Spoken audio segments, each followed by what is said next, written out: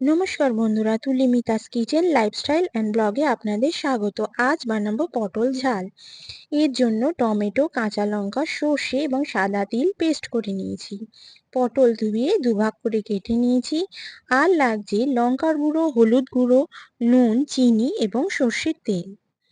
প্রথমে gas on করে দিয়েছি, তারপর তাতে কড়াই বসিয়ে দিয়েছি। কড়াই গরম হয়ে গেলে তাতে দিয়ে দেবো সর্ষের তেল। তেল গরম হয়ে গেলে এতে দিয়ে দেব নুন এবং হলুদ গুঁড়ো।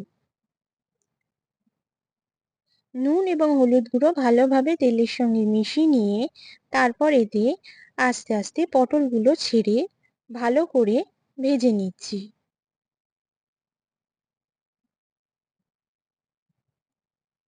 এপিট ওপিট করে পটল ভালো করে ভেজে নিয়েছি। পটল ভাজা হয়ে গেলে অন্য একটি পাত্রে তুলে নেব। ওই তেলের মধ্যেই টমেটোর পেস্ট দিয়ে দিয়েছি। তার মধ্যে লঙ্কার গুঁড়ো, হলুদ গুঁড়ো, নুন এবং চিনি দিয়ে ভালো করে কষিয়ে নিচ্ছি। মশলা থেকে তেল ছেড়ে আসলে